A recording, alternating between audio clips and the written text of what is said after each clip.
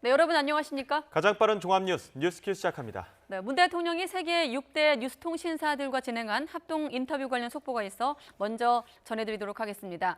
문재인 대통령은 한반도 평화 프로세스가 북미 협상 재개를 통해서 다음 단계로 나아가게 될 거라며 그 시기가 무르익었다고 평가했습니다. 문 대통령은 세계 6대 뉴스통신사 등과의 합동 인터뷰에서 3차 북미 정상회담에 대한 북미 간 물밑 대화가 이루어지고 있고 남북 간에도 다양한 경로로 대화가 계속되고 있다면서 이같이 밝혔습니다. 또 미국의 실무협상 제의에 응하는 것도 비핵화 의지를 보여주는 것이라면서 북한이 하루빨리 대화의 장에 나와야 한다고 거듭 촉구했습니다. 또 김정은 북한 국무위원장이 핵 폐기 실행을 결단할 수 있는 안보 환경을 만드는 게 비핵화의 가장 빠른 방법이라고 강조하기도 했습니다. 이와 함께 문 대통령은 하노이 회담 이후 소강 국면의 전개를 만들기 위해 시진핑 중국 주석에게 한중 정상회담 전에 북한을 먼저 방문할 것을 제안했다, 이렇게 소개도 했습니다. 문 대통령은 앞으로 비핵화 협상이 본격화될 경우 북한이 어떤 조치를 했을 때를 실질적인 비핵화가 이루어진 상태, 즉 되돌릴 수 없는 단계로 볼 것인지가 협상의 핵심이 될 것으로 내다봤습니다. 그러면서 플루토늄 재처리 시설과 우라늄 농축 시설을 포함한 영변 핵시설 전부가 검증하에 완전히 폐기된다면 되돌릴 수 없는 단계에 접어드는 것으로 평가할 수 있다고 설명했습니다. 네, 문재인 대통령은 또 한일 관계의 발전을 위해 과거사 문제를 국내 정치에 이용하지 않아야 한다고 지적했습니다. 문 대통령은 합동 인터뷰에서 양국은 피해자들의 실질적 고통을 어떻게 치유할 것인가에 지혜를 모아야 한다며 이같이 밝혔습니다. 또 우리 정부는 강제징용 문제에 대한 현실적 해결 방안을 최근 일본 정부에 전달했다면서 이 문제를 포함한 한일 정상 간 협의에 언제나 대화의 문을 열어두고 있다고 덧붙였습니다. 이어서 오늘의 주요 뉴스 전해드립니다.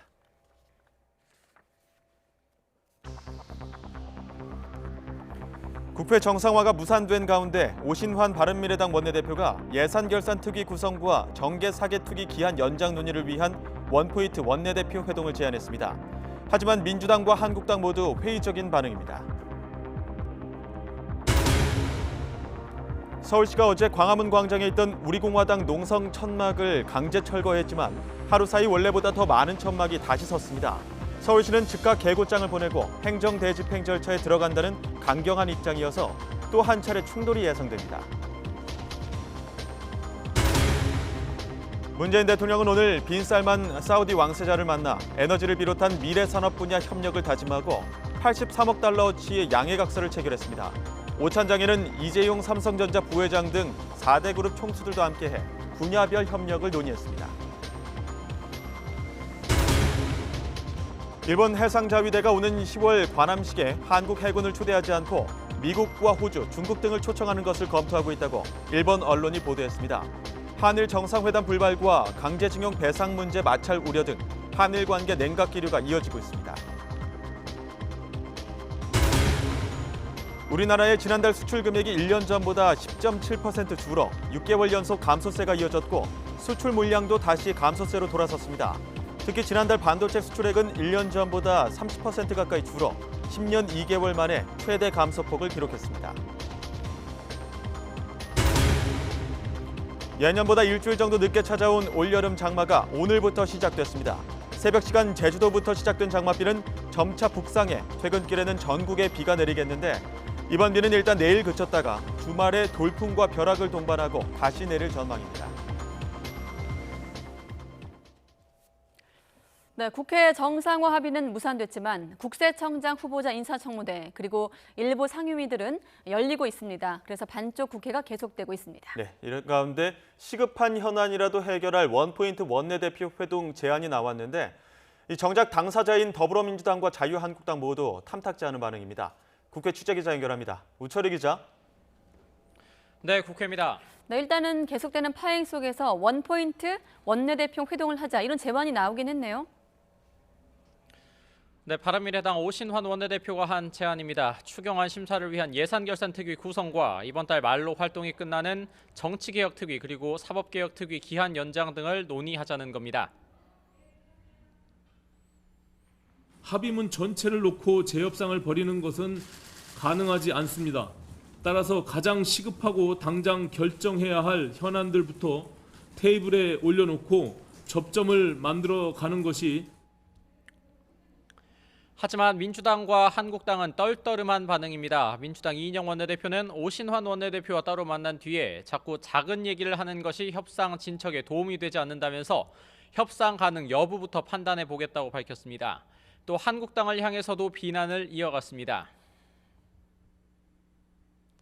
자유한국당의 재협상 요구는 자가당착입니다. 이렇게 깨져버릴 약속이라면 앞으로 어떤 약속도 우리는 지킬 수 없게 됩니다. 한국당 나경원 원내대표도 지금은 큰 틀에서 국회를 어떻게 풀어갈지에 대해서 얘기할 때라고 강조했습니다. 그러면서 어제 새 협상은 꿈도 꾸지 말라는 이인영 원내대표의 발언도 정면으로 비판했습니다. 정치는 꿈과 상상력입니다. 경직된 국회 상황에서 없는 꿈도 없는 상상력도 만들어야 될 테인데 꿈도 꾸지 마라. 정말 어이가 없습니다. 이런 가운데 한국당 내부에서 정상화 불발에 따른 지도부 책임론과 함께 조건 없이 국회에 복귀해야 한다는 의견이 점차 고개를 들면서 향후 전국에 어떤 변수가 될지도 주목됩니다. 김현준 국세청장 후보자에 대한 인사청문회는 진행이 되고 있는데 난데없이 황교안 대표의 발언을 둘러싸고 공방이 오갔다고요? 네, 그렇습니다. 한국당 황교안 대표가 지난 19일이죠. 부산 상공회의소 간담회에서 한 외국인 관련 발언이 문제가 됐습니다. 당시 황교안 대표는 최저임금의 내 외국인 형평성을 지적하면서 외국인은 우리나라에 기여한 바가 없다, 세금도 내지 않는다, 이런 취지의 말을 했습니다. 이에 민주당에서 가짜 뉴스라고 공세를 가한 겁니다.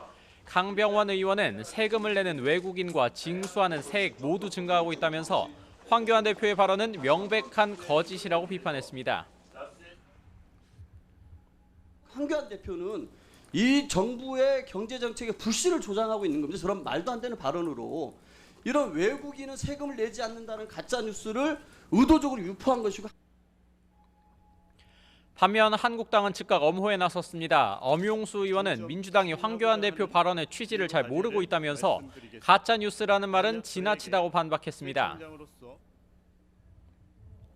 근로를 제공하기 전에 외국인들이 세금을 내거나 한국에 기여한 것은 사실 없는 겁니다.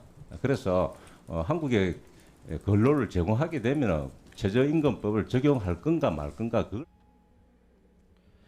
한국당 지도부의 일원인 김광림, 추경호 의원도 최저임금 대상인 외국인과 고액 연봉을 받는 외국인들이 내는 세금을 구분해서 자료를 제출해달라고 압박했습니다. 이런 가운데 김현준 국세청장 후보자에 대한 질의는 주로 정책적인 측면에 대해서 진행이 되고 있습니다. 김 후보자는 고액 상습 체납자를 끈질기게 추적 조사하겠다면서 특히 체납액 1위인 정태수 전 한부 회장의 은닉재산 추적과 환수에 철저히 노력하겠다고 강조했습니다. 자, 그리고 이 소방 국화직화 문제, 또 붉은 수돗물 문제, 또 자사고 재지정 취소 등의 현안에 대해서도 여야가 다투고 있죠. 네, 오늘 국회 행정안전위원회와 교육위원회도 전체 회의를 열었습니다. 먼저 행안위에서는 어제 소위원회가 소방 국가직화 관련 법안 등을 한국당의 불참 속에 통과시킨 것이 문제가 돼서 공방이 있었습니다. 또 붉은 수돗물 사태와 관련해 현재 민주당 의원들이 행정안전부 관계자들을 상대로 노후 상수도관 교체 필요성 등을 질의하고 있습니다. 인천시장 등의 출석을 요구했지만 민주당의 반대에 부딪힌 한국당은 현재 질의에 참여하지는 않고 있는 상태입니다. 국회 교육위원회 전체 회의에서는 한국당 의원들도 참여한 가운데 현재 고교 무상교육을 둘러싼 공방이 벌어지고 있습니다. 전주 상산고의 자사고 재지정 취소 문제 등에 대해서도 논의가 이어질 전망입니다. 지금까지 국회에서 YTN 우철입니다. 네, 조국 청와대 민정수석이 앞으로 있을 개각에서 유력한 법무부 장관 후보로 검토되고 있습니다. 네, 검증이 시작된 단계라 변수는 남아있지만 대통령의 비서에서 법무부 장관으로 직행하는 부분은 입각설 자체만으로도 논란이 예상됩니다. 청와대 안에서도 반응이 엇갈리는데요. 신호 기자가 보도합니다. 청와대가 조국 민정수석을 유력한 법무부 장관 후보로 놓고 인사검증 절차에 돌입한 것으로 확인됐습니다. 여권 관계자는 청와대가 최근 조 수석에 대해 검증을 시작한 것으로 안다면서 법무부 장관 기용을 신중하게 검토하고 있다고 밝혔습니다. 청와대는 공식 반응을 자제하면서 조심스럽게 입장을 밝히고 있습니다. 한 청와대 관계자는 입각 가능성이 크지 않다고 본다고 전했고, 또 다른 관계자는 조 수석의 거취는 결정된 것이 없고 총선 출마를 포함해서 가능성이 열려 있다고 말했습니다. 그렇지만 청와대는 대변인 명의 문자 메시지에서 확인해 줄 내용이 없다고 밝히면서 조 수석에 대한 검증 착수 자체를 부인하지는 않았습니다. 조국 수석의 법무부 장관 기용 검토는 박상기 초대 법무부 장관의 교체 시기가 왔고 여권 내부에서 나오는 총선 역할론에도 불구하고 조국 수석 본인이 일관되게 불출마 입장을 고수하고 있다는 점 때문에 진행되는 것으로 보입니다. 조국 수석이 법무부 장관에 오를 경우 검경 수사권 조정 등 검찰 개혁을 완수하는 역할을 맡긴다는 의미와 함께 내년 총선까지 여권 대표주자로 전면에 세운다는 뜻도 있습니다. 법계화하는 과정이 남아 있는데 그런 작업까지 성공적으로 이렇게 맞춰주기를 저는 바라고 있습니다. 다만 개각 발표까지 한 달 이상 남은 상황에서 장관 후보로 일찍 노출된 것이 변수입니다. 이명박 정부 때인 2011년 권재진 민정수석이 법무부 장관으로 직행했을 때도 유례없는 측근 인사, 총선 관리의 공정성을 장담할 수 없는 인사라면서 민주당이 지명 철회를 요구했던 점도 부담입니다. 내년 총선을 앞두고 여당과 강력한 대치 전선을 형성하고 있는 자유한국당 역시 같은 논리로 조국 수석의 법무부 장관 직행을 정면 조준할 것으로 보입니다. YTN 신호입니다. 자유한국당 나경원 원내대표는 경질됐어야 할 조국 청와대 민정수석이 차기 법무부 장관 후보자로 거론되는 것을 두고 헌법 질서에 대한 모욕이라고 비판했습니다. 나 원내대표는 중진 의원 연석회의에서 반헌법적 패스트트랙 폭거의 주책임자를 사법질서 총괄부처의 장으로 앉히겠다는 것이라며 이같이 말했습니다. 네, 문재인 대통령이 오늘 방한한 무함마드 빈 살만 사우디아라비아 왕세자와 회담을 하고 에너지 분야를 포함해서 미래산업 분야 협력 강화에 합의했습니다. 또 이어진 오찬엔 이재용 삼성전자 부회장과 정의선 현대차 수석 부회장 등 4대 그룹 총수가 모두 참석했습니다. 취재기자 연결해 보겠습니다. 임성호 기자. 네, 청와대입니다. 네, 회담 내용 전해주시죠. 네, 빈살만 사우디 왕세자는 문 대통령의 초청으로 1박 2일 일정으로 오늘 방한했습니다. 문 대통령은 정오쯤에 청와대에서 공식 환영식을 열어서 빈살만 왕세자를 맞이했습니다. 왕세자는 현 사우디 국왕인 살만 국왕의 친아들로 지난 2017년에 왕세자로 책봉된 뒤 사우디의 실권자 역할을 하고 있습니다. 두 사람은 환영식 뒤 사실상의 정상회담에 준하는 만남을 가졌습니다. 문 대통령은 사우디가 중동 지역에서 우리의 최대 교역국이고 우리의 혁신적 포용국가 정책과 사우디의 비전 2030 정책이 공통점이 많아서 협력할 여지가 많다고 강조했습니다. 이에 왕세자는 한국은 지난 50년 동안 거둔 경제 개발 계획을 통해 많은 성과를 이루었고 특히 사우디에서 너무나 성공적인 모습을 보여준 적이 있다고 말했습니다. 또 양국이 개발하지 못한 유망한 분야가 많다면서 함께 통상과 투자를 강화하자고 답했습니다. 두 사람은 회담을 마친 뒤 83억 달러어치의 양해각서 10건도 체결했습니다. 석유화학과 선박 등 전통적인 협력 산업 분야 강화와 함께 친환경차와 수소경제, 로봇 등 미래산업 협력을 강화하는 내용이 포함됐습니다. 회담과 양해각서 서명식이 끝난 뒤 문 대통령과 빈살만 왕세자는 오찬도 함께했습니다. 네, 잠시 뒤엔 이 전문가의 시각에서 이번 협약 의미 따져보겠습니다만 일단 그 오찬 자리에 국내 4대 그룹 총수도 참석을 한 거죠? 네, 이재용 삼성전자 부회장과 정의선 현대차그룹 수석 부회장, 최태원 SK그룹 회장과 구광모 LG그룹 회장도 오찬에 자리했습니다.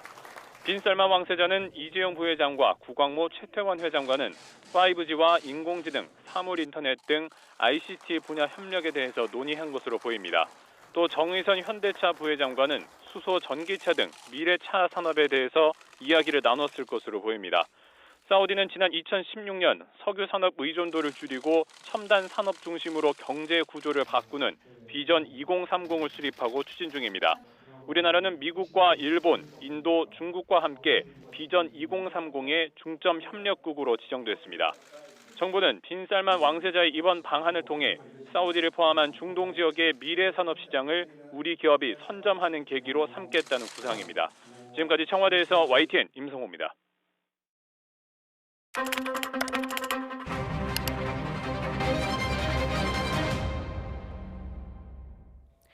네, 무함마드 빈 살만, 사우디아라비아 왕세자, 고령인 아버지를 대신해서 실질적인 정상 역할을 수행하고 있는 만큼 우리도 정상급 대우를 맞이하고 있습니다. 오늘 뉴스 TMI에선 무함마드 빈 살만 왕세자에 대해서 알아보도록 하겠습니다. 박정원 앵커, 네. 자, 이 왕세자 일단 30대더라고요. 네, 맞습니다. 무함마드 빈 살만 1985년생입니다. 2015년 당시 31살의 나이에 전 세계 최연소 국방장관에 취임했고 2년 뒤인 33살 왕세자에 등극했습니다. 이후 연로한 아버지를 대신해 30대 중반의 나이에 사우디의 실권을 쥐게 된 인물입니다. 사우디의 모든 것을 가진 자, 그래서 별명이 사우디의 미스터 에브리띵입니다. 사우디 왕가는 2대 사우디 국왕부터 현 7대 살만 국왕까지 모두 초대 국왕 압둘 아지즈의 아들들로 형제 상속이었습니다.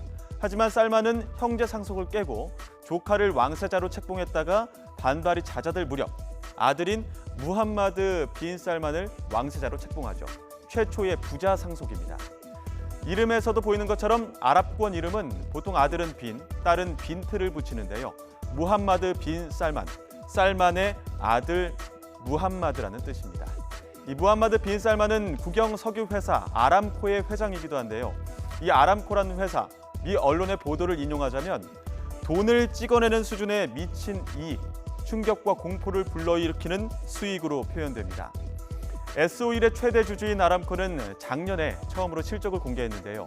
2,240억 달러, 지금까지 영업이익 1위였던 애플과 그 다음 가는 삼성, 그리고 구글의 모기업인 알파벳의 이익을 합친 것보다 훨씬 많습니다.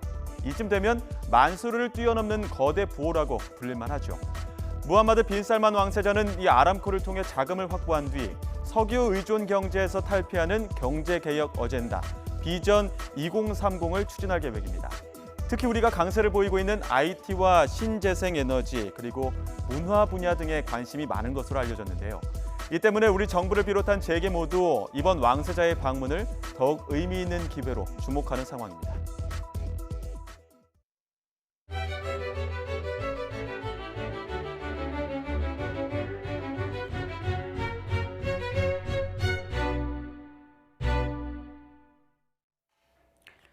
네, 지난달에도 우리나라의 수출 조건이 부진을 면치 못한 것으로 나타났습니다. 수출 금액은 6개월 연속 하락을 했고 수출 물량도 다시 감소세로 돌아섰는데 가장 큰 원인은 역시나 반도체였습니다. 취재기자 연결하겠습니다. 백종규 기자. 네, 경제부입니다. 네, 지난달 이 반도체 수출 금액이 1년 전과 비교했을 때 크게 감소했다고요? 네, 지난달 반도체 수출 금액은 30% 가까이 감소한 것으로 나타났습니다. 반도체 부진은 전체 수출에도 큰 영향을 미쳤는데요. 지난달 전체 수출 금액은 1년 전보다 10.7% 줄어 6개월 연속 떨어졌습니다. 낙폭은 3년 1개월 만에 최대였습니다. 컴퓨터와 전자광학기기 수출 금액은 25%나 급감했고 이 가운데 반도체 수출 금액은 무려 29.8%나 줄어 10년 2개월 만에 최대 감소폭을 나타냈습니다. 지난달 수출 물량 지수도 1년 전보다 3.1% 하락했습니다. 지난 4월 반짝 반등한 이후 다시 내림세로 돌아선 겁니다. 반도체 수출 물량은 8% 가까이 늘었지만 디스플레이와 컴퓨터 등이 10%가량 줄어들었기 때문입니다. 상품 한 단위를 수출한 대금으로 살 수 있는 수입품의 양을 의미하는 순상품 교역 조건 지수도 5.9% 내려 1년 6개월 연속 하락했습니다. 한국은행은 수출 금액 하락폭을 보면 전반적으로 우리 수출 상황이 부진한 것 같다고 진단했습니다. 네, 수출 상황이 전반적으로 부진한 것 같아. 자, 정부와 한국은행 하반기엔 좀 실적이 개선이 되면서 경기가 회복할 것으로 봤는데, 자, 그럼 경기 개선에 대한 우려도 커진 상황인가요? 네, 이번 달 역시 반도체 가격 급락으로 수출이 반등할 기미를 보이진 않고 있습니다. 관세청 자료를 보면 지난 1일부터 20일까지의 수출 금액은 1년 전보다 10% 감소한 272억 달러를 기록했습니다. 조업일 수가 하루 늘어났기 때문에 하루 평균 수출액으로 따지면 16.2% 급감한 겁니다. 반도체 수출이 24% 넘게 감소한 영향이 가장 컸는데요. 7개월 연속 수출 마이너스가 기정사실이 된 셈입니다. 정부와 한국은행은 지금까지 하반기에 수출 상황이 나아지면서 경기가 점차 회복할 것으로 내다봤는데요. 하지만 반도체 수출과 반도체 가격 회복이 지연되면서 상저하고라는 말이 무색해진 상태입니다. 이에 따라서 경기 회복 시점이 더뎌질 가능성이 커졌다는 우려의 목소리가 높아지고 있습니다.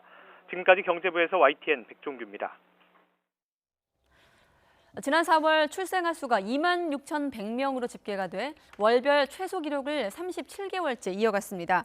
통계청의 2019년 4월 인구 동향을 보면 지난 4월 출생아는 26,100명으로 지난해 같은 달보다 6.1% 감소했습니다. 이는 지난 2016년 4월부터 37개월 연속 같은 달 기준으로 최소 기록을 경신한 것입니다.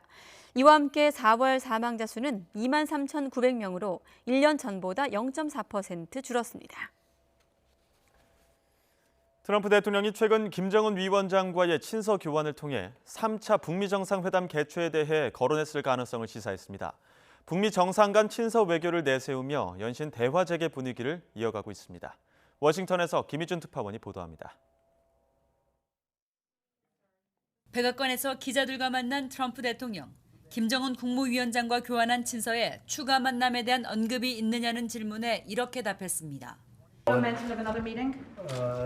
Maybe there was, but we, at some point we'll do that. Getting along very well. 북미 두 정상이 3차 정상회담에 대한 의향을 주고받았을 가능성을 시사하며 추가 회담에 대한 기대를 나타낸 것으로 풀이됩니다. 트럼프 대통령은 또 김 위원장이 보낸 친서에 대해 다시금 미사여구를 동원해 자랑했습니다. He wrote me a beautiful letter on birthday. It was my birthday, as you know, last week. He wrote me a beautiful letter. I thought it was very nice and just two friendly letters. 자신이 전달한 친서는 이 생일 축하에 대한 감사 편지였다고도 밝혔습니다. 두 정상 간에 멋진 편지가 오갔다는 발언을 이어가며 연일 대화의 동력을 살리는 모습입니다. 하지만 당장 3차 북미 정상회담이 열리기는 현실적으로 쉽지 않다는 관측입니다. 미국 정부 고위 당국자도 트럼프 대통령이 이번 주말 한국 방문해서 김 위원장과 만날 가능성은 일축한 바 있습니다. 관건은 비핵화 실무 협상을 재개해 정상회담 여건을 마련하는 일입니다. 트럼프 대통령이 이번 주 더욱 유연한 대북 메시지를 전달하고 북한도 호응한다면 실무 협상 재개를 거쳐 연내 3차 북미 정상회담이 가능하리란 기대가 나옵니다.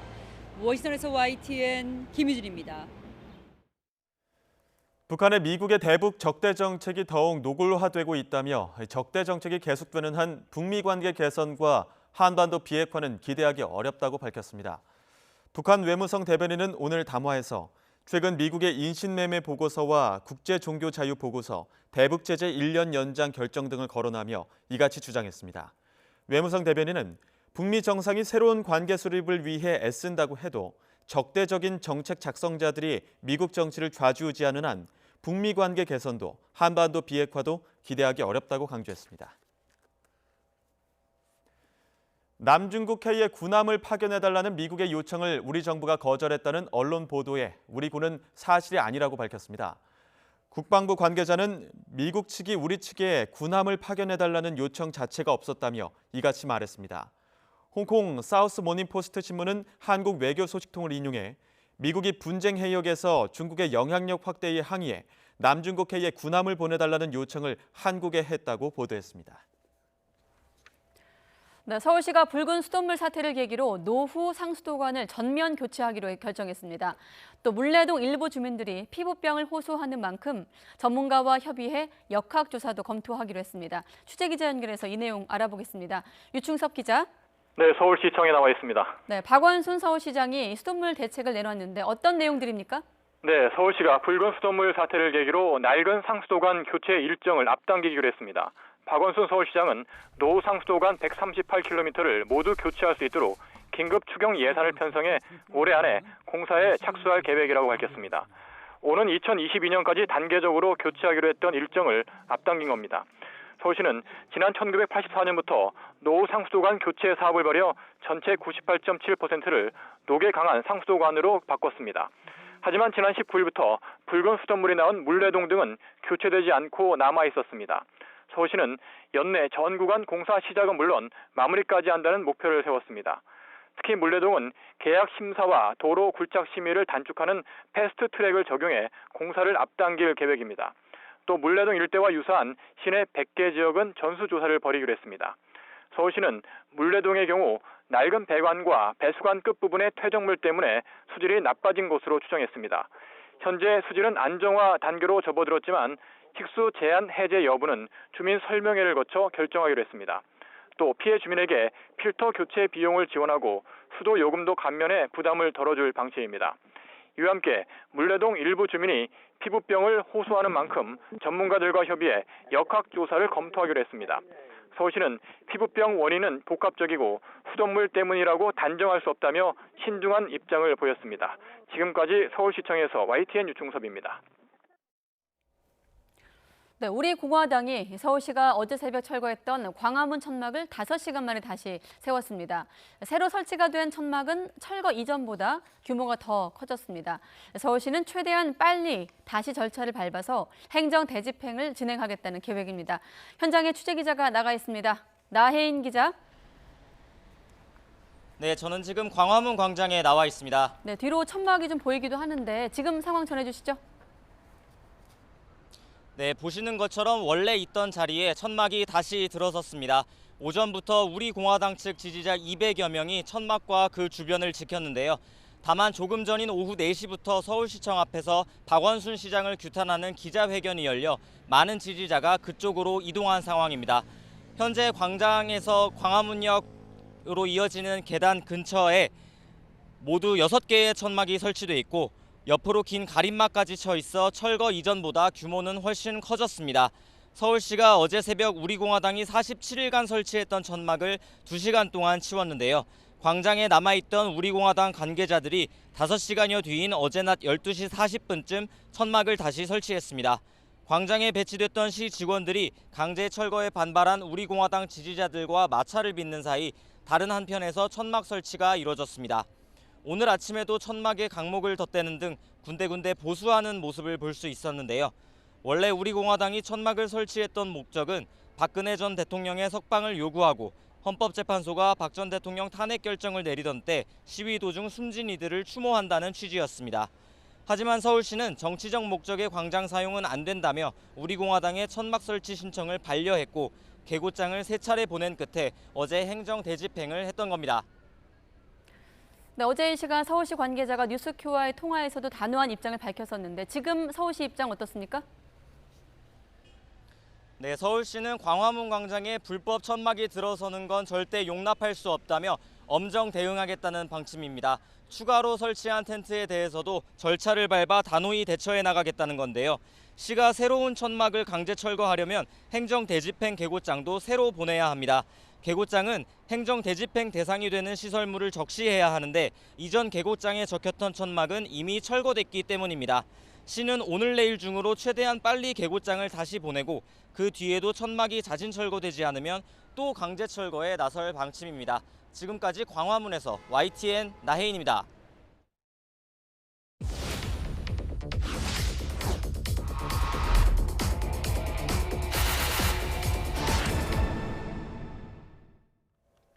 네, 현장에서 확인하셨듯이 천막 규모를 더 늘린 우리 공화당 지지자들. 세월호 천막과 형평성을 문제 삼으면서 반발하고 있습니다. 네, 서울시도 강경한 입장이어서 또 한 차례 충돌이 예상되는데요. 사회부 이슈팀 한동호 기자와 이야기 나눠보도록 하겠습니다. 어서 오십시오. 안녕하세요. 네, 구 대한애국당, 현 우리 공화당 천막과 세월호 천막이 어떻게 다른 겁니까? 네, 우리 공화당 천막은 불법입니다.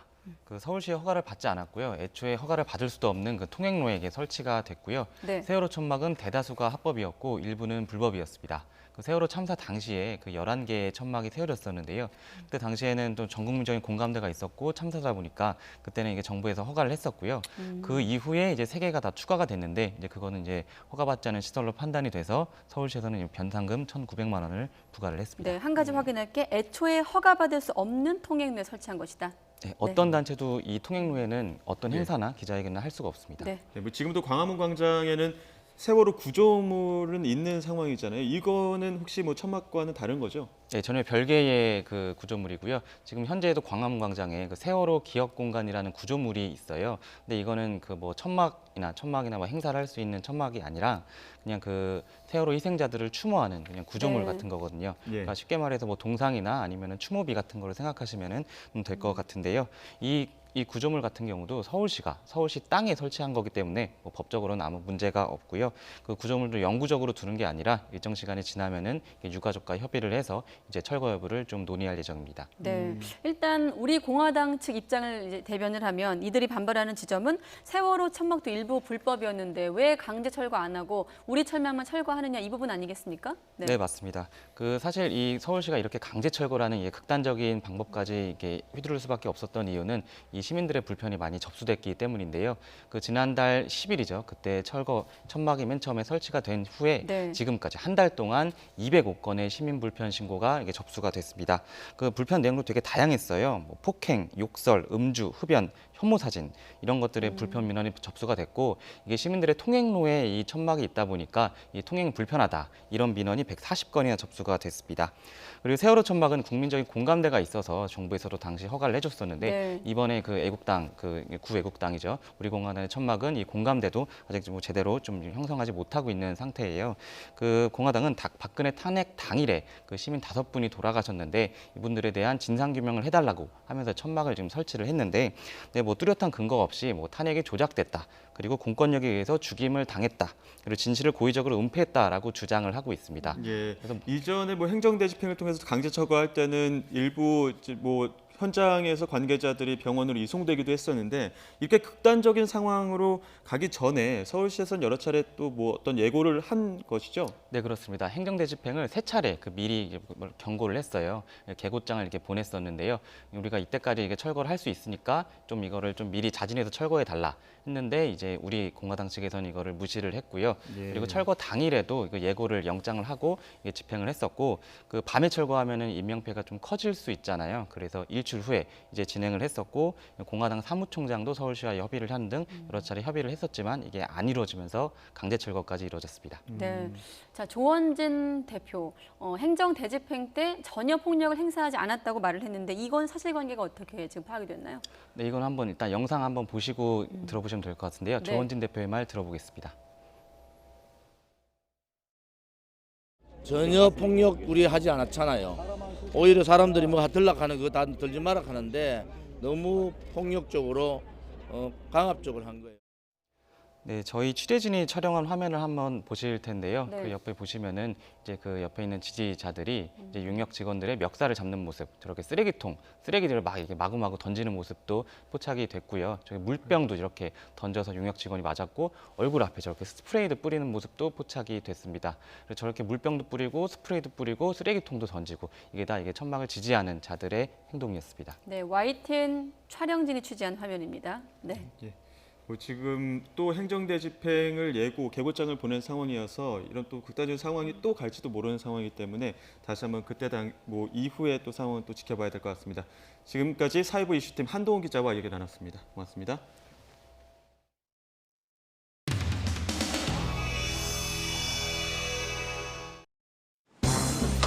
인도네시아에 이미 미리 진출한 탈퇴를 받았다는 것을 공개하는 것은 그만큼 그 정사의 지난번에 우리 대법원에서 했던 강제징용공 판결 때문에 일본 입장에서는 너무나 큰 일이 발생을 하고 다시는 한국과는 이런 대화는 물론 일체 접촉을 하지 않겠다. 또 그에 대한 보복도 생각하고 있다. 이런 말이 있는데 외교 당국으로서는 그런 상황이 발생하지 않도록 면밀히 준비를 하고 협의를 하고 있습니다.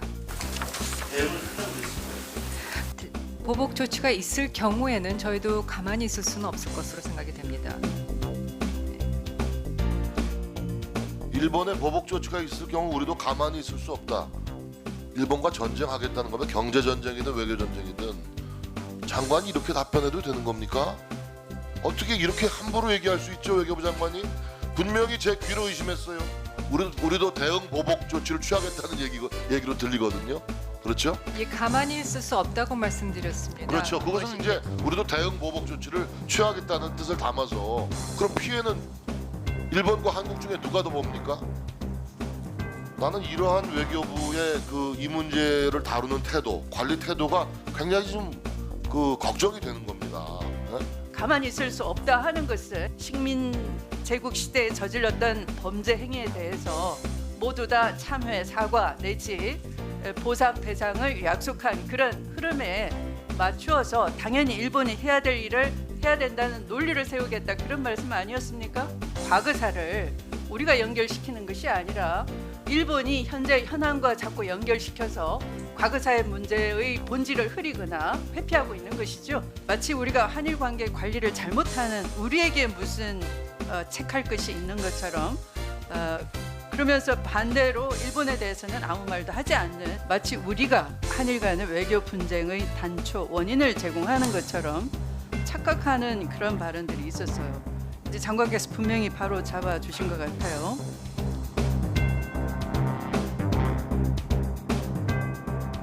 내가 바보다. 장관, 국부 장관 답변을 드리고 예, 알겠습니다. 유명한 말은 하나도 제가 미팅 들어오다가 아니 거기에서 일어나세요. 회의 좀 합시다. 예. 위원장님께서는 회의 진행하실 때 이 국민이 다 보고 계시는데 우리 위원님들 가운데 우리 교육에도 좋지 않아요. 그래서 예. 그런 것은 제지를 좀 해주시기 바랍니다. 듣기가 아주 민망합니다. 질의해 주시기 바랍니다. 양국 간 협의의 사전 조치로서 의미가 있다, 이렇게 평가를 하고 있는 것도 그러니까 사실입니다. 그래서 네, 알겠습니다, 장관님. 예. 네. 5G 네트워크의 그 구축이 중요하고 주한미국 대사가 그만. 예. 주한미국 대사가.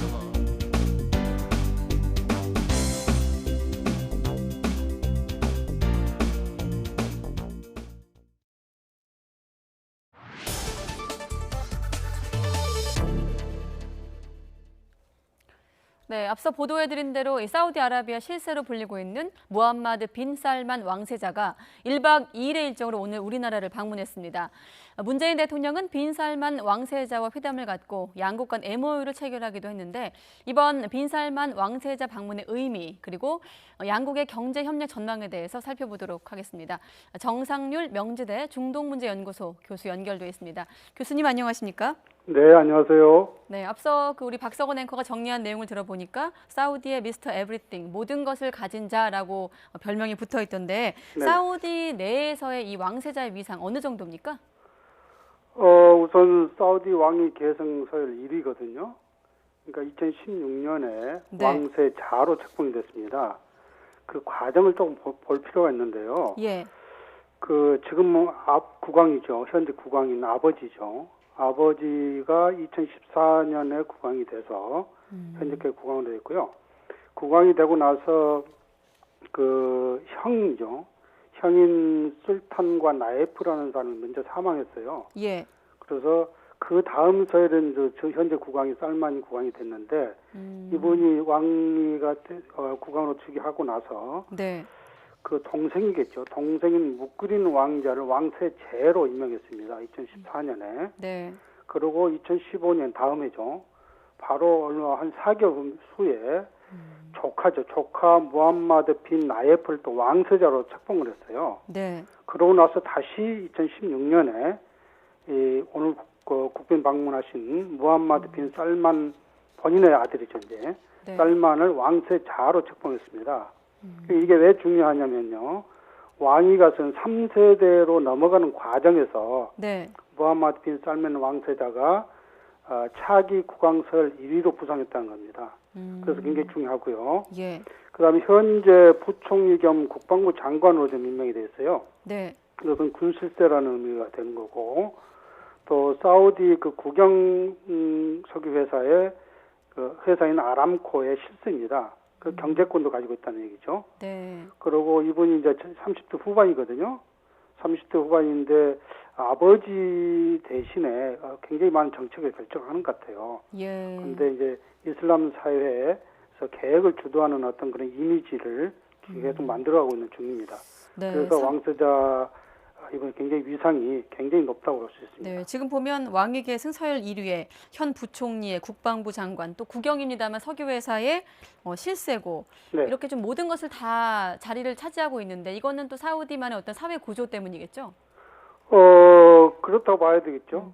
그러고 이제 현재 국왕이 자기 아들에게 여러 가지로 좀 힘을 실어주는 것 같습니다. 그렇군요. 지금 보면 앞서 교수님께서도 개혁적인 인물이라고 평가를 하셨는데 네네. 사실 사우디하면 산유국으로 알려진 나라인데 지금 보면 비전 2030이라는 어떤 개혁적인 경제개혁을 내놓았거든요. 이 네. 왕세자가. 그 배경은 뭡니까? 그러니까 아까 2016년에 그 왕세자로 책봉이 됐잖아요. 네. 그러면서 뭔가를 이제 보여줘야 되니까, 사우디 비전 2030 2016년에 발표가 됐거든요. 네. 그렇다면은 이제 정치적인 문제에 대해서 그것을 해결하기 위해서 뭔가 국민들에게 뭔가 보여줘야 되니까 그런 사우디 비전 2030을 이제 했고요. 아까도 말씀드렸습니다만 아버지 살만 국왕 대신에 그 아들 즉 왕세자 이분이 정치적, 경제적 주요 정책을 결정하는 것 같아요. 네. 그리고 이제 사우디 비전 2030의 주요 내용은 뭐냐면은 그 석유 생산 국가잖아요. 네. 그것이 재정의 부분에 상당히 많은 부분을 차지하는데 이분이 포스트 오일 시대, 그러니까 탈석유 시대에 사우디가 어떻게 생존할 것인가라는 비전을 제시한 거거든요. 네. 결국은 석유만은 살 수 없다라는 인식하에 발표를 한 거고요. 네. 그 주요 내용은 사실은 산업 다각화입니다. 전체적으로. 산업 다각화. 예, 다양한 산업을 발전시키겠다라고 이제 하고 있습니다. 예. 네, 그 산업 다각화 일환으로 정보통신 기술 또 신재생에너지로 산업의 어떤 구조를 전환하겠다 이런 계획을 밝히기도 한 건데 맞물려서 이 사우디아라비아 투자청이 내년에 이 비전 현실화 사무소라는 걸 한국에 개설하겠다고 밝혔거든요. 우리가 뭐 중점 협력국으로 알려지긴 했습니다만은 이렇게 되면 양국 간에 좀 발빠르고 활발한 좀 협력이 가능해진다고 볼 수 있을까요? 그렇습니다. 아까 말씀드린 비전 2030 발표가 벌써 3년 됐는데요. 네. 제가 보기에는 어느 정도 성공적이었느냐에 대해서는 아직은 의심이 가는 상황이거든요. 그동안 제가 보기에는 한국을 얼마나 적극적으로 참여시켰는가에 대해서도 만족할 수준은 아니라고 판단됩니다. 네. 그런데 비전 현실화 사무소를 한국 개설하겠다고 하는 것은 한국의 적극적인 참여를 유도하고 한국의 과거 경험을 필요로 한다는 것을 의미하거든요. 그래서 사우디 비전 2030의 실현에 전보다 훨씬 더 한국 사우디 간 협력이 이루어질 것으로 판단되고요. 저는 이것이 결국은 상생 또 윈윈의 방안을 적극적으로 찾을 기회라고 봅니다. 네. 예. 그렇군요. 지금 뭐 인터뷰 중에 중요한 속보가 있어서 간단히 알려드리면 서울에 있는 은평구 한 초등학교에서 큰 불이 나서 대응 1단계 들어갔다는 속보가 났는데 교수님과 인터뷰 마치고 사고 속보는 좀 알아보도록 하겠습니다. 자, 교수님 일단 양국 간 또 기업 간의 다양한 MOU가 체결이 됐습니다. 먼저 자동차 분야 또 이 수소경제 분야 협력을 강화하기로 했는데 일단 우리나라에서 사우디아라비아라는 시장이 갖는 매력, 가치는 어느 정도입니까? 제가 이제 MOU 관련돼서 네. 과거에 보면 MOU는 굉장히 많이 맺은 적이 있거든요. 한국의 대통령이 중동 국가들 방문해서. 네. 근데 실제 사업으로 연결된 경우는 조금 미미했던 것 같아요. 그래서 제가 보기에는 실제 사업으로 연결되어서 현실화되어야 된다는 그런 게 좀 필요하고요. 네. 사우디 국내 소비보다는 그 자동차 관련돼서 네. 사우디 국내 소비보다는 중동 국가들 더 나아가서 그 아프리카로 진출을 위한 교두보로서 새로운 기지가 될 것이 되겠다라는 그런 생각이었습니다. 왜 그러냐면 사우디는 인구가 많지 않은 국가거든요. 그래서 이제 어떤 교두보 역할을 할 수 있을 것 같다는 생각이 들었고요. 네. 그다음 사우디아라비아도 최근에 환경 문제가 심각하거든요. 예. 친환경 자동차에 대한 관심이 매우 높은 편입니다. 그래서 아마 그런 여러 가지 고려를 해서 MOU가 많이 맺어진 것 같습니다. 네. 자, 그렇다면 오늘 오찬 자리에도 뭐 4대 그룹 총수가 참석도 했습니다만은 우리 기업 입장에서도 좀 혜택이 있습니까? 그러니까 MOU가 이제 맺었고, 네. 그것이 이제 현실화되려면 사실은 기업과 기업 간에 또는 우리 기업과 사우디 정부 간에 실질적인 어떤 계약을 맺어야 되잖아요. 그 부분은 아마 앞으로 이제 진행해야 되겠죠. 네. 그렇군요. 그리고 네. 앞서 말씀하신 것처럼 현실적으로 좀 이어질 수 있는 그런 방안들이 마련된다는 지적과 함께 자 끝으로 이런 점도 있습니다. 일각에선 이 사우디의 경제정책 운용이 예측성도 떨어지고 투명성도 떨어지기 때문에 좀 이 부분은 우려해야 된다 이런 지적도 있는데 교수님은 어떻게 평가하십니까? 저희가 이제 중동 연구자들이 볼 때 네. 중동 국가들의 대부분이 좀 그렇다고 봅니다. 예측성, 투명성이 우리에 비해서 비교적 떨어지는 상황이거든요. 네. 왜 그러냐면 거기가 정치적, 경제적으로 격변상이 굉장히 많이 발생하니까 그런 상황이 있고요. 네. 또 하나는 유가, 석유 생산해서 파는 국가 사우디 같은 경우 유가 변화에 따라서 경제정책 운영이 격변하거든요. 예. 또 국내외 정치적 격변에 따라서 변할 수도 있습니다. 최근에 이제 아까 말한 그 왕위 계승 문제 이 부분은 내부에서 어떤 갈등이 좀 있었거든요. 네. 이런 것들이 이제 예측성과 투명성이 떨어지게 만드는 요인이 되고요. 네. 아까 말씀드린 대로 사우디 비전 2030이 발표한 지 3년이 지났는데 얼마나 잘 진행되고 있었는가에 대해서 한번 우리가 평가해 볼 필요가 있고요. 네. 또 최근에 사실은 이집트하고 요르단 간의 그 사우디 국경 지대에 대규모 그 도시개발 프로젝트를 하고 있거든요. 예. 사우디가 네온 프로젝트라고 해가지고 네. 그래서 이런 것에 한국 기업이 우선 이 프로젝트에 더 많이 참여할 수 있는 방안을 찾아볼 필요가 있는데요. 만약에 거기서 성공한다면 예측성과 투명성에 하나 바로미터가 되지 않을까 네. 그런 생각을 합니다.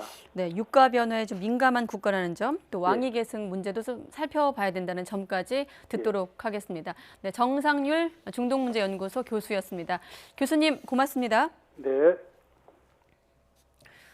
네, 그리고 앞서 인터뷰 도중에 들어왔던 화재 속보 다시 한번 자세하게 알려드리겠습니다. 오늘 오후 4시쯤 한 40여 분 전이네요. 서울 은평구 응암동에 있는 은명초등학교에서 큰 불이 났습니다. 소방당국이 현재 진화 작업을 벌이고 있습니다. 현재까지 성인 2명이 연기를 들이마셔서 병원으로 옮겨진 것으로 파악됐습니다. 일단 오후 4시 상황이면 저학년 같은 경우는 방과 후 하교를 했을 것으로 보이는데 확인이 필요한 대목이고요. 자, 소방당국은 큰 인명피해를 우려해서 담당 소방서 인력과 장비가 전부 출동하는 대응 1단계를 발령해 놓은 상황입니다. 지금 화면으로 지금 검은 연기가 나고 있는 화재 현장 보고 계신데 현장에는 소방관이 150여 명이 출동해 있고 장비도 54대가 투입돼 불을 끄고 있습니다. 현장에 많은 사람들도 모여 있는 모습도 보이네요. 소방당국은 진화 작업과 함께 인명수색 작업도 진행하고 있다고 설명을 했습니다. 다시 한번 알려드리면 오늘 오후 4시쯤 서울 은평구 응암동에 있는 은명초등학교에서 큰 불이 났습니다. 소방당국이 현재 진화 작업을 벌이고 있고 지금까지 알려지기로는 성인 2명이 연기를 들이마셔 병원으로 옮겨진 것으로 긴급 후송된 것으로 파악이 되고 있고 자세한 인명피해는 추가 취재가 필요한 것으로 보입니다. 소방당국은 큰 인명피해를 우려해서 담당 소방서 인력과 장비가 전부 출동하는 대응 1단계를 발령해 놓은 상황입니다. 소방관 150여 명, 장비 54대가 투입돼 불을 끄고 있습니다. 진화 작업과 함께 인명수색 작업도 진행하고 있다고 소방당국이 설명을 하고 있는데요. 현장에서 추가 취재가 진행되는 대로 다시 한번 화재 속보 알려드리도록 하겠습니다.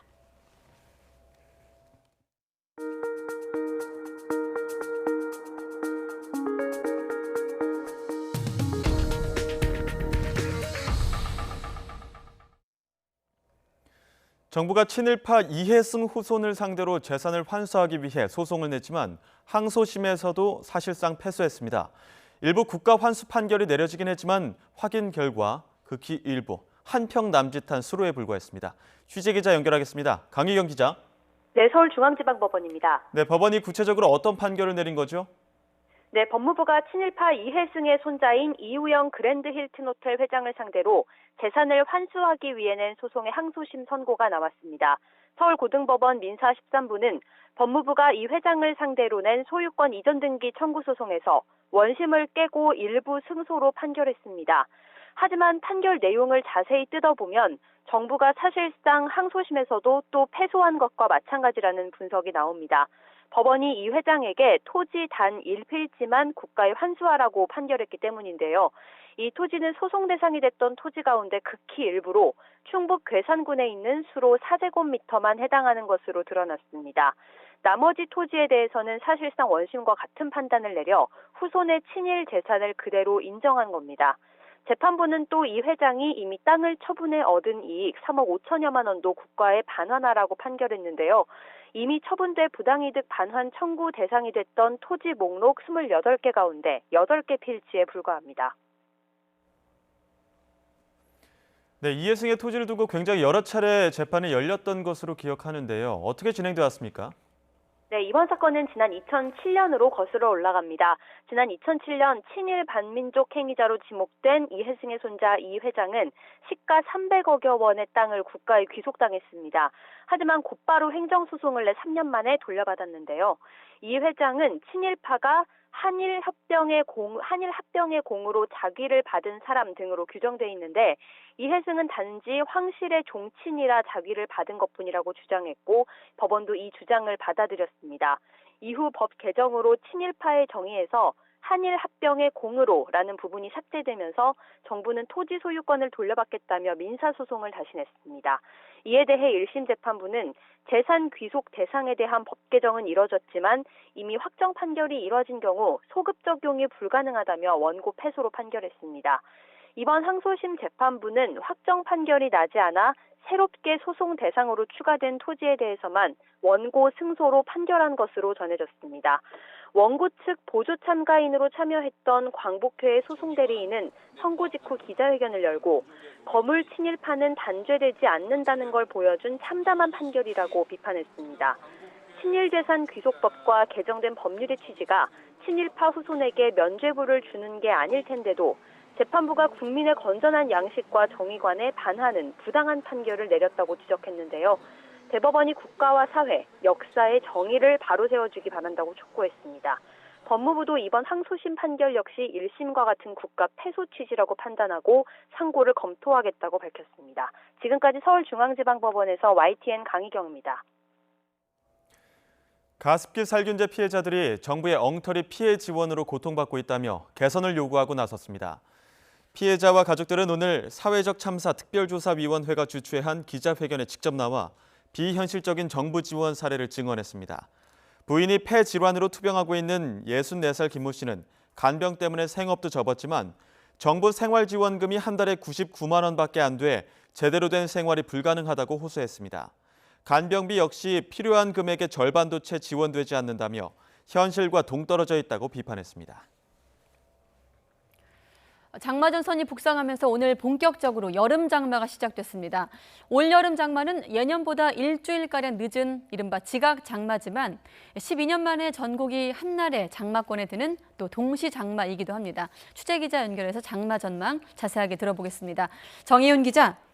네, 기상팀입니다. 네, 장맛비가 시작이 된 제주도 그리고 남해안 지방은 오전부터 호우특보가 계속되고 있죠? 네, 그렇습니다. 오늘 오전부터 제주도는 강한 비가 집중되고 있습니다. 지금 보시는 화면은 오늘 오전 제주도 시내와 마방지 부근에 내리는 장맛비를 촬영한 영상인데요. 굵은 비가 세차게 내리고 있는 걸 확인할 수가 있습니다. 장마전선이 시작부터 국지성 호우를 쏟아부으면서 제주도에는 오늘 새벽부터 호우경보가 발령됐고 제주 산간 지역에는 200mm 이상의 폭우가 쏟아졌습니다. 전남 완도에도 호우경보가 내려진 가운데 낮 동안 161mm에 달하는 많은 비가 내렸습니다. 지금은 비구름이 동쪽으로 이동하면서 제주도와 전남 지역의 비는 약해졌고요. 제주 산간을 제외한 제주도와 전남 완도 지역의 호우경보는 일단 해제된 상태입니다. 하지만 비가 강한 경남 내륙에는 여전히 호우주의보가 발령 중입니다. 이 지역에는 시간당 20에서 40mm의 장대비와 함께 순간 돌풍도 초속 15m 안팎으로 강하게 불고 있어 각별한 주의가 필요합니다. 장마전선은 오늘 새벽 제주도를 시작으로 지금은 남부와 충청, 경기 남부 일부 지역에 영향을 주고 있는데요. 밤부터는 내륙으로 더 북상해 중부지방에도 본격적인 장맛비를 뿌릴 전망입니다. 네, 지각 장마이기도 하지만 동시 장마라고 했는데 어떻게 해서 나온 계산입니까? 네, 보통 제주도의 장마가 6월 19일에서 20일에 시작하는데요. 오늘 제주도의 장맛비가 내렸으니까 올해 여름 장마는 일주일 정도 늦은 지각 장마인 셈입니다. 하지만 제주도뿐만 아니라 남부와 중부까지 오늘 장마권에 들었습니다. 6월에 이렇게 전국이 동시에 장마권에 드는 건 2007년 이후 12년 만입니다. 지각 장마이면서 동시 장마로 시작한 올여름 장마, 시작부터 호우를 동반하고 있는데요. 초반에는 주로 남해안과 제주도 지역에 큰 비가 집중될 가능성이 큽니다. 기상청은 내일까지 경남 해안에 최고 150mm 이상의 많은 비가 오겠고, 제주도와 전남 해안, 또 지리산 부근에도 최고 100mm 이상의 많은 비가 집중되겠다고 밝혔습니다. 장마 전선은 내일 오후부터 점차 남하해 다시 일본 열도 부근으로 물러날 전망입니다. 이후 주말과 휴일 다시 북상해 전국에 장맛비를 뿌리겠는데, 이번에도 남부 곳곳에 국지성 호우를 쏟아부을 가능성이 커 대비가 필요합니다. 지금까지 YTN 정혜윤입니다. 아이들이 이용하는 키즈카페의 환경 기준이 유치원, 어린이집과 같은 수준으로 강화됩니다.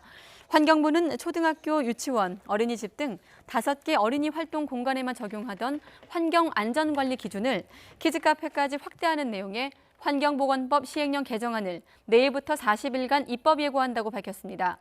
개정안이 시행될 내년부터 키즈카페 관리자나 소유자는 시설이 녹이 슬거나 도료가 벗겨지지 않게 관리해야 하며 중금속과 실내 공기질을 환경기준 이내로 관리해야 합니다.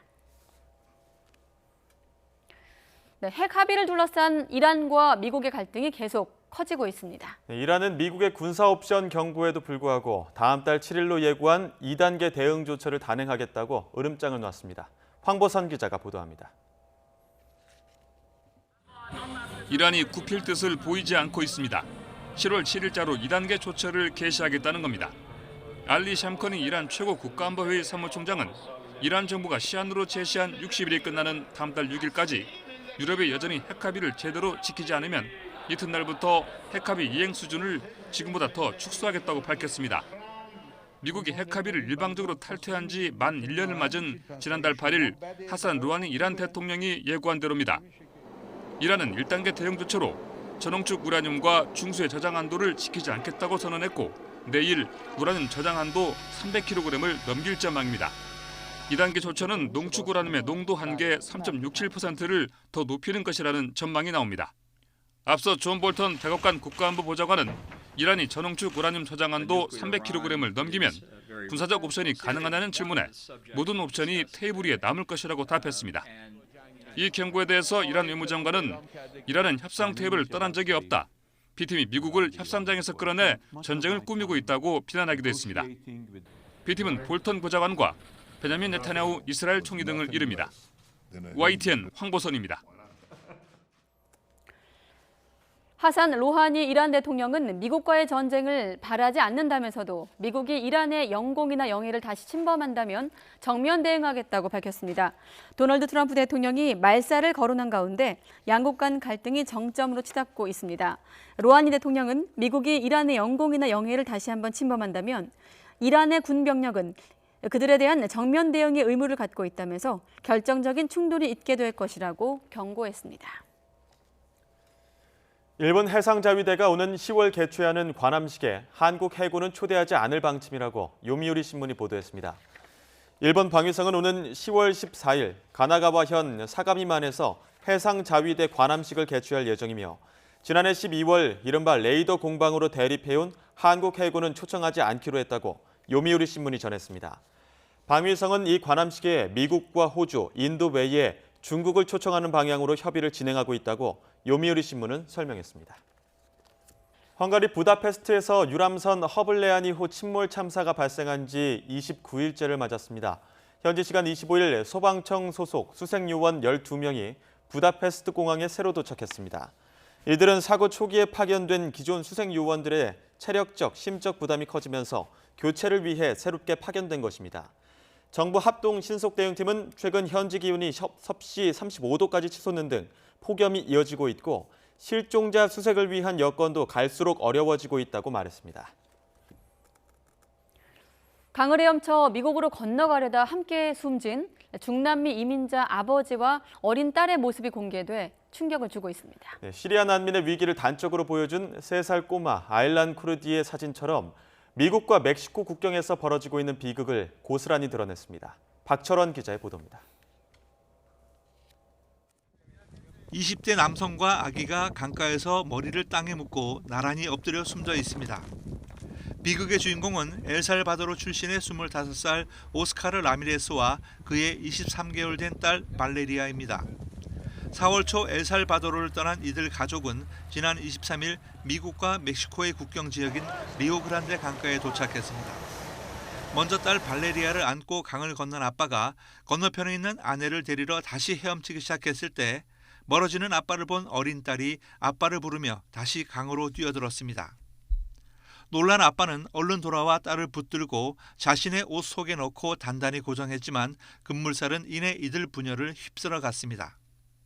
맞은편에서 이 장면을 지켜봐야 했던 아내이자 엄마는 눈물과 비명으로 당시 순간을 진술했다고 현지 경찰이 밝혔습니다. 급류 때문에 아무도 찾지 않는 곳이었지만 곧 잡힐 수 있다는 불안감이 이들 가족을 사지로 몰아넣었던 것으로 보입니다. Entonces no es una zona en donde las personas escojan para cruzar porque saben que son fácilmente capturables, ¿no? Sin embargo, en el entendido que Oscar y su familia iban llegando y que desconocían esta circunstancia, fue que tratan de cruzar en su desesperación. 부녀의 시신은 이튿날 아침 휩쓸려간 곳에서 수백 미터 떨어진 지역에서 발견됐습니다.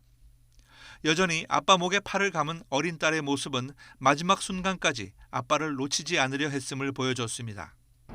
한 이민자 인권운동가는 이 사진 한 장이 미국 입국자 수를 제한하는 트럼프 정권의 정책이 얼마나 위험한지를 그대로 보여준다고 지적했습니다. YTN 박철원입니다. 네, 울산시가 경남 양산을 연결하는 광역철도망을 구축하기로 했습니다. 이 철도망은 앞으로 부산과 포항까지 이어져 광역 경제권 구축에 도움이 될 것으로 기대를 모으고 있습니다. 김인철 기자가 취재했습니다. 울산 양산 사이 광역철도는 울산 신복 로터리에서 울주군 KTX 울산역을 거쳐 양산 북정을 잇는 41.2km 구간입니다. 광역철도는 철도의 성격에 따라 구분될 뿐 도시철도와 같습니다. 사업비 1조 1,700억 원은 70%를 국비로 충당하고 나머지는 자치단체가 부담합니다. 기업체가 많은 울산 언양과 양산은 하나의 생활권이지만 대중교통수단이 버스밖에 없는 실정입니다. 그래서 광역철도라는 새로운 대중교통수단이 늘어나면 지역 간 이동이 더 편리해질 것으로 보입니다. 울산 양산 사이 광역철도망 구축은 광역경제권 활성화에도 큰 도움이 될 전망입니다. 이 철도망은 오는 2021년 개통되는 동해남부선 부산 울산 구간과 울산 포항 구간이 연결됩니다. 특히 부산 도시철도 1호선의 연장선인 양산선과 연결됩니다. 이렇게 동남권 철도망이 완성되면 지역 간 균형 발전이 기대됩니다.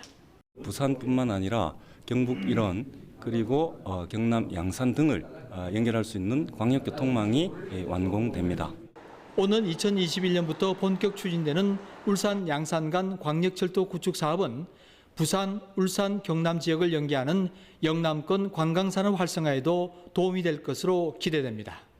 YTN 김인철입니다. 오늘 낮 12시 반쯤 제주 서귀포시 안덕면 사기항에 정박하고 있던 관광 잠수함 내부에서 배터리가 폭발했습니다. 이 사고로 51살 김모 씨 등 2명이 크게 다쳤고 25살 현모 씨가 경상을 입고 병원으로 이송됐습니다.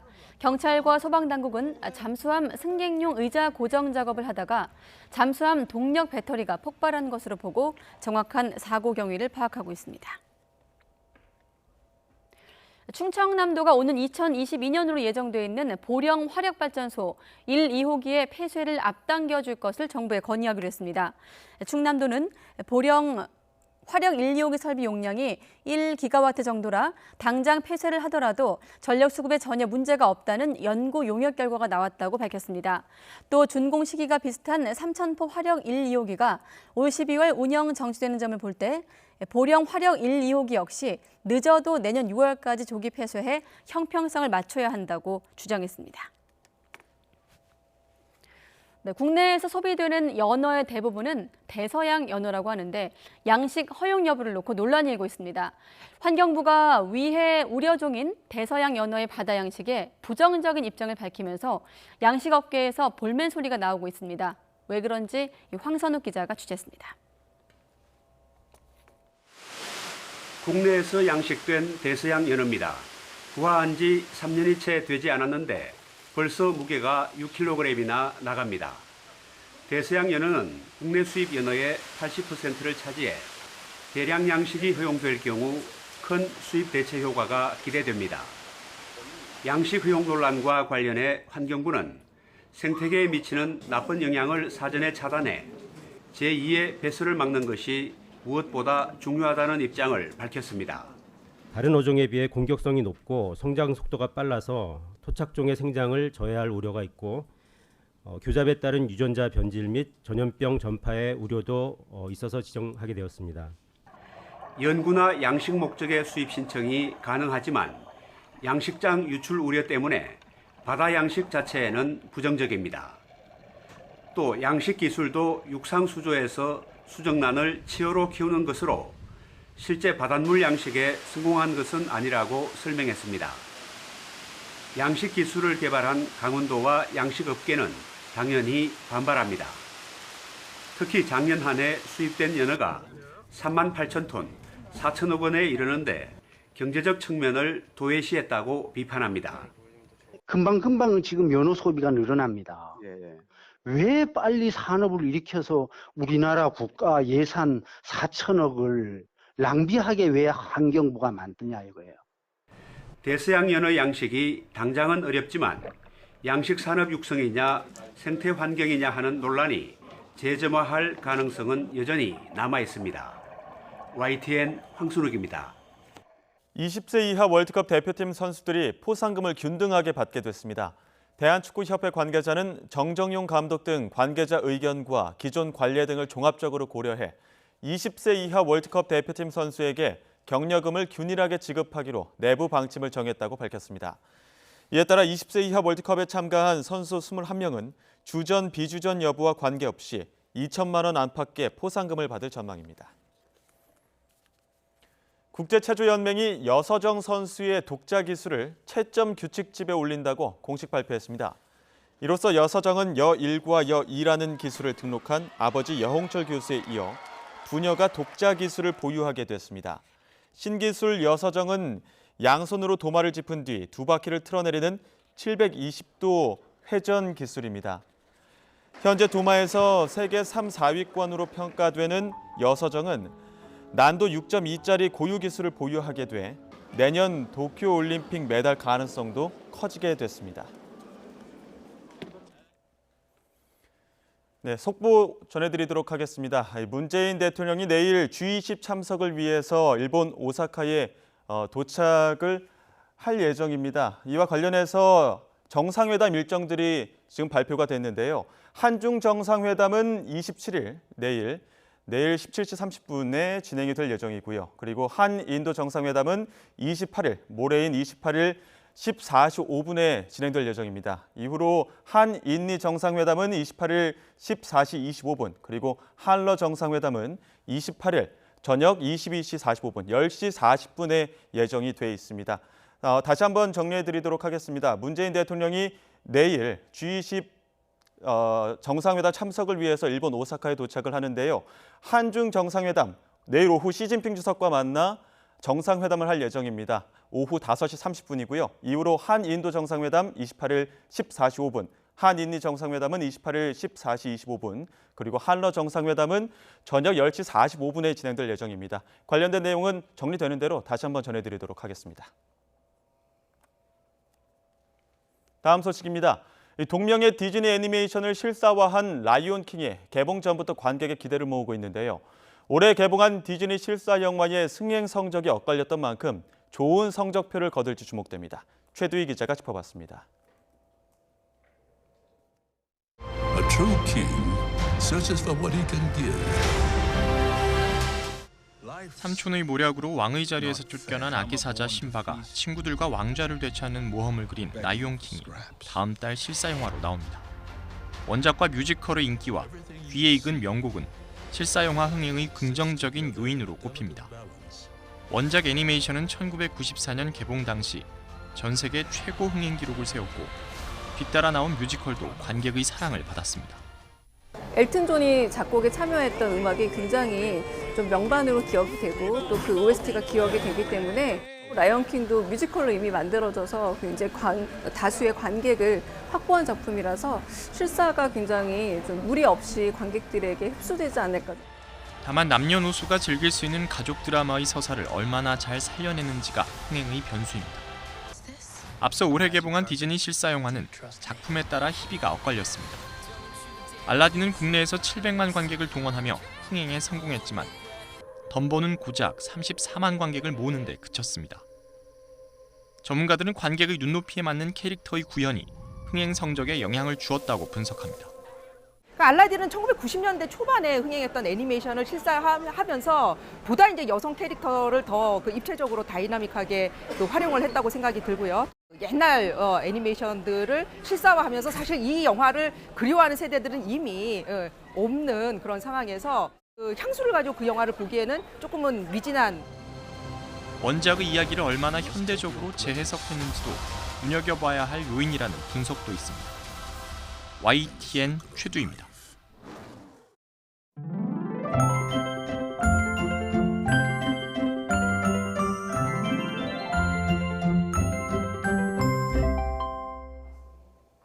올해 첫 장맛비가 내리고 있습니다. 지금은 비구름이 동쪽으로 이동하면서 제주도와 전남 지역의 빗줄기는 다소 약해진 모습인데요. 이에 따라 산간을 제외한 제주와 전남 완도의 호우경보는 모두 해제가 된 상태입니다. 하지만 비가 강한 전남 해안과 경남 내륙에는 여전히 호우주의보가 발효 중이고요. 이 지역에는 초속 15m 안팎의 강한 바람까지 불고 있습니다. 시설물 관리와 안전사고에 각별히 주의하셔야겠습니다. 앞으로 경남 해안 지역에는 150mm 이상의 호우가 쏟아지겠고요. 전남과 지리산, 제주도에는 최고 100mm 이상의 비가 더 내리겠습니다. 서울 등 그 밖의 지역에도 5에서 40mm의 비가 예상됩니다. 이번 비는 내일 아침 서쪽 지방을 시작으로 오후에는 대부분 그치겠습니다. 장마전선은 내일 오후 일본 열도 부근으로 잠시 남하하겠고요. 주말에 다시 북상해서 일요일까지 전국에 비를 뿌릴 전망입니다. 지금까지 날씨 정보였습니다. 네, 큰 불은 잡힌 것으로 보이는데 초등학교 화재 속보 잠시 뒤 취재기자 연결해서 다시 한번 알아보도록 하겠습니다.